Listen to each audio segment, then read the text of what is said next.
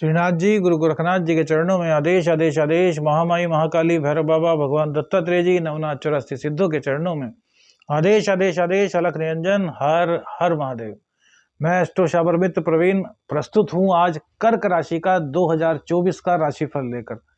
कर्क राशि वालों के लिए क्या क्या सौगात 2024 में रहेंगी, इसी पर बात करते हैं। इससे पहले गोचर की परिस्थिति की बात कर लेते हैं। केतुदेव आपके थर्ड हाउस में विराजमान रहेंगे। शुक्र और बुध की युति पंचम भाव में रहेगी। सूर्य और मंगल षष्ठ भाव में रहेंगे। शनिदेव आपके अष्टम स्थान में रहेंगे। वहीं राहु की स्थिति आपके नवम भाव में रहेगी और गुरुदेव आपके दशम भाव में विराजमान रहेंगे। देखिए, सबसे पहले गुरुदेव की ही बात करते हैं, क्योंकि गुरुदेव भैया सबसे बड़े ग्रह हैं नव ग्रहों में और गुरु का पद इनको प्राप्त है, तो गुरु से बड़ा कोई भी नहीं होता। गुरुदेव आपके षष्ठ भाव के और आपके भाग्य भाव के स्वामी हैं, जो कि 10वें स्थान में रहेंगे। तो यहाँ पर ये आपके व्यापार को पूरी तरीके से बढ़ाने का कार्य कर रहे हैं। किसी भी तरह की व्यापार की दिक्कतों को ये दूर कर रहे हैं। यदि आप प्रोफेसर हैं, आप मोटिवेशनल स्पीकर हैं, तो आपकी वाणी में इतनी मधुरता, इतनी अट्रैक्शन, इतना शीतलपन ये घोल देंगे ज्ञान के साथ साथ कि जिससे आप बात करेंगे वो आपका दीवाना हो जाएगा। अर्थात आप कोई लेक्चर देते हैं, आप कोई मोटिवेशनल स्पीक करते हैं, आप कोई ज्योतिषी हैं, तो लोग आपकी बात को इस तरीके से सुनना चाहेंगे जैसे कि उनके सामने गुरुदेव ही वास्तव में बैठे हुए हैं। अर्थात वो आपकी वाणी के मोहन में, वशीकरण में रहेंगे।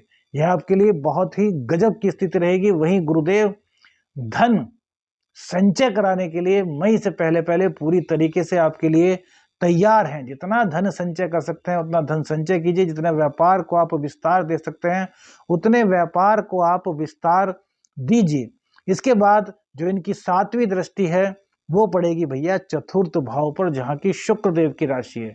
शुक्रदेव इनके शत्रु हैं, लेकिन चतुर्थ स्थान में केंद्र में बैठ करके केंद्र के ही घर को गुरुदेव देखेंगे, तो यहाँ पर नुकसान नहीं करेंगे। तो सबसे पहले तो माँ से संबंध आपके बहुत अच्छे बनवाएंगे।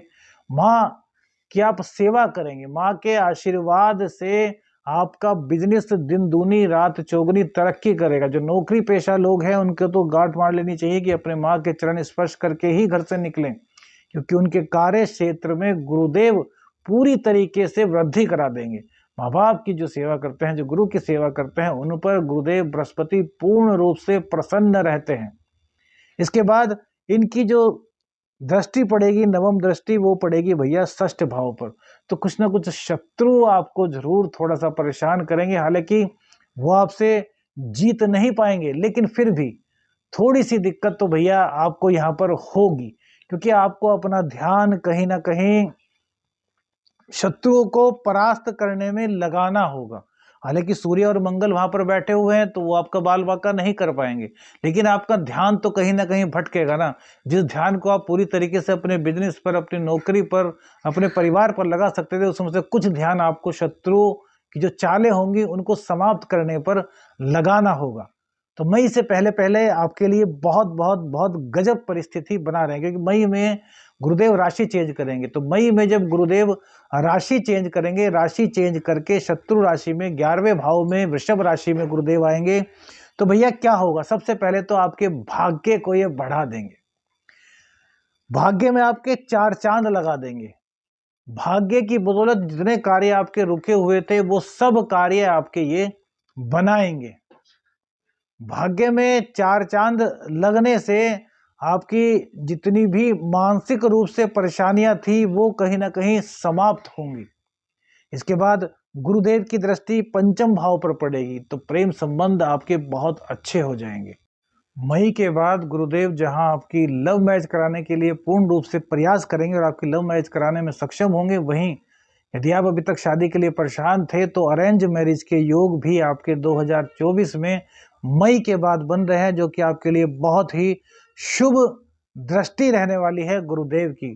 तो गुरुदेव की शरण में रहिए। लेकिन ये शत्रु राशि में आ रहे हैं भैया, तो इस चीज का ध्यान रखिए कि आपको भटकना नहीं है, क्योंकि यहाँ विपरीत लिंग को लेकर के भटकाव की स्थिति भी बनेगी और आप पर ढैया चल रही है, तो ढैया की वजह से भी कुछ ना कुछ दिक्कतें आपके सामने हैं। लेकिन फिर भी गुरुदेव पूर्ण रूप से आपको सपोर्ट करेंगे, जिसके कारण आपके जीवन में काफी खुशियों का समावेश आएगा। अब इसके बाद बात करते हैं शनिदेव की। शनिदेव आपके अष्टम स्थान में विराजमान है, जो कि जुलाई में वक्री होंगे।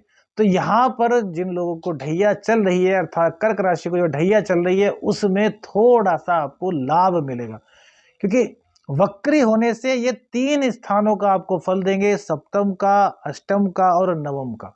नवम में राहु देव विराजमान है, और राहु और केतु को शनि देव का ही चेला कहा जाता है। तो वहां पर आपको ढैया में कहीं ना कहीं यह लाभ देने का प्रयास करेंगे। उससे पहले पहले देखिए शनिदेव क्या है। शनिदेव अष्टम में बैठ करके डीप नॉलेज आपको देते हैं। जो लोग डीप नॉलेज के फील्ड से जुड़े हैं, रिसर्च के फील्ड से जुड़े हैं, उनके लिए यह गोचर बहुत बहुत कल्याणकारी है। आपको शनिदेव पूरी तरीके से यहाँ पर सफलता परोस रहे हैं। आप एक चीज के पीछे इतने ज्यादा लग जाएंगे कि उसके अंदर का जो मूल होगा उसको आप बाहर निकाल लेंगे, और यही आपकी प्रसिद्धि का कारण बनेगा। हाँ, इतना रहेगा कि कुछ लोग आपको लकीर का फकीर कह सकते हैं, क्योंकि आप एक जगह जमे रहना चाहेंगे, आप वहां से हटने का प्रयास नहीं करेंगे।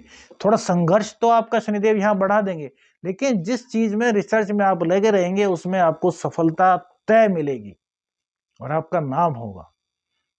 जो रिसर्च फील्ड के नहीं हैं उन्हें जरूर कहना चाहेंगे कि वो थोड़े से अपने हाथ पैर चलाइए, इससे कि थोड़ा सा आगे बढ़े।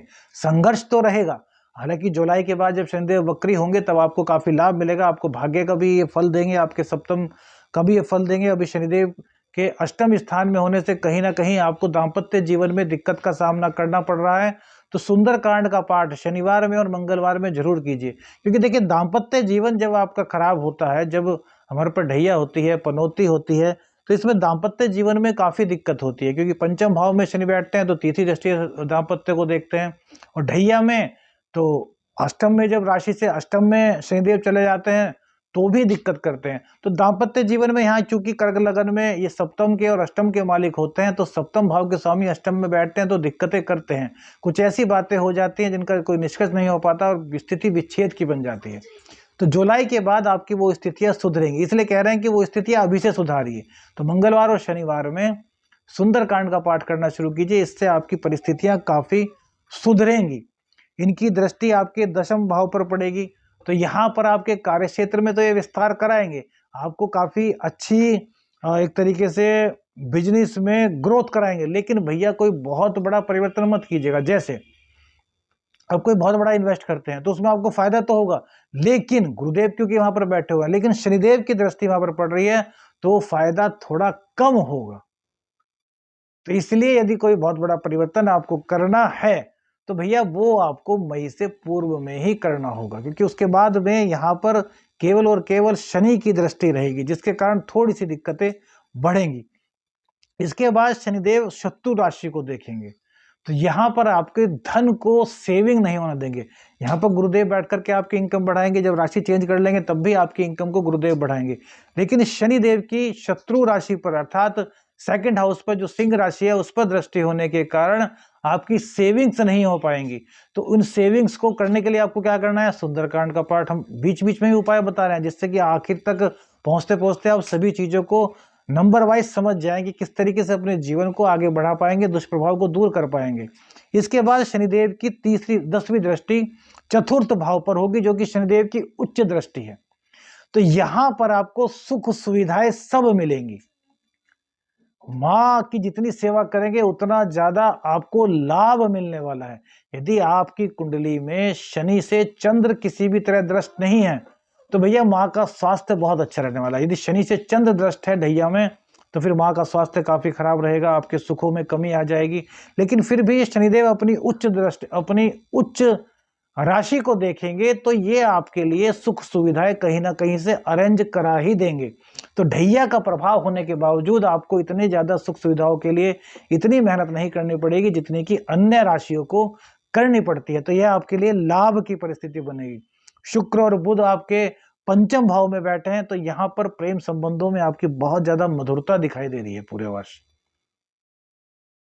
ज्ञान अर्जन करेंगे, उच्च शिक्षा आप प्राप्त करेंगे। उच्च शिक्षा में थोड़ी सी दिक्कत आपकी हो सकती है, लेकिन उच्च शिक्षा अंततो गत्वा आप प्राप्त कर लेंगे, अच्छे नंबर आपके आएंगे। कॉम्पिटिटिव एग्जाम में पूरी तरीके से आपको सफलता मिलती हुई दिखाई दे रही है। फरवरी माह में सूर्य देव आपको दाम्पत्य में थोड़ी सी दिक्कत देंगे, लेकिन उसके बाद अप्रैल, मई, जून, ये 3 महीने सूर्यदेव आपको भर भर के बहुत ज्यादा धन देने वाले हैं। उसके बाद जुलाई, अगस्त और सितंबर का महीना, यह भी आपको सूर्यदेव की कृपा से धन की प्राप्ति के लिए बहुत बहुत बहुत गजब रहने वाला है।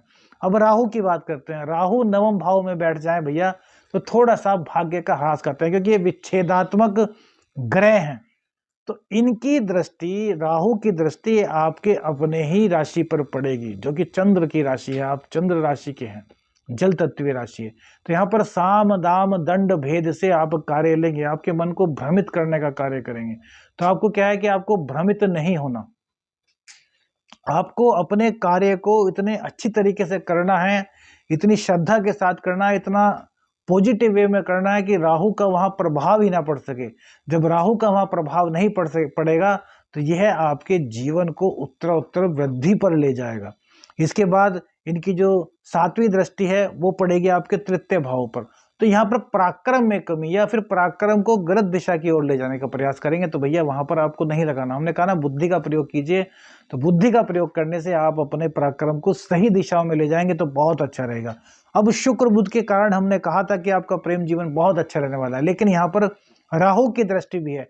तो पूरे साल प्रेम संबंध अच्छे रहेंगे, लेकिन पूरे साल आपको एक चीज का ध्यान रखना है कि आप दोनों के बीच में किसी तीसरे का हस्तक्षेप ना हो। आप दोनों के बीच में कोई मिसअंडरस्टैंडिंग बन जाती है तो आप दोनों को ही उसको सुलझाना होगा, बात की तह तक पहुंचना होगा, क्योंकि राहु देव ऐसी बातें आप दोनों के बीच में पैदा करेंगी जिनका कोई अस्तित्व ही नहीं होगा और आपके रिश्ते विच्छेद के कगार पर पहुंच जाएंगे। ध्यान रखिएगा, दोनों की अंडरस्टैंडिंग ही आपके जीवन को सुधारेगी, आपके प्रेम जीवन को सुधारेगी। फैमिली प्लानिंग आप करना चाह रहे हैं तो ये आपके लिए बहुत अच्छा रहेगा। संतान की प्राप्ति, योग्य संतान की प्राप्ति मई के बाद होने का पूर्ण योग आपकी कुंडली में बन रहा है। यह पूरा का पूरा 2024 आपके लिए बहुत बहुत शुभ रहने वाला है। इसमें करना क्या चाहिए, राहु देव नवम भाव में बैठे हैं तो भैरव बाबा को प्रत्येक रविवार को 4 बत्ती का दीपक जलाइए। भैरव बाबा को दीपक कैसे जलाएं इस पर हमने शॉर्ट डाला हुआ है, आप उसको देख लीजिए। दूसरी बात, घर में सुख समृद्धि आए, इसके लिए प्रत्येक बुधवार को या फिर रोज कर सकते हैं तो अपने घर में गौमूत्र का छिड़काव जरूर कीजिएगा। इससे आपके घर में नकारात्मकता का नामो निशान नहीं रहेगा। वहीं धन भाव के स्वामी आपके सूर्य हैं तो सूर्य देव को रोजाना अर्घ प्रदान कीजिए और अपने हाथ में राइट हैंड में, स्त्री हैं तो भी पुरुष हैं तो भी, तांबे का एक प्योर कड़ा अपने हाथ में धारण कीजिए। इससे आपके जीवन में खुशियों का समावेश रहेगा, कोई दिक्कत आपको नहीं होगी। आदेश आदेश अलख निरंजन। हर हर महादेव।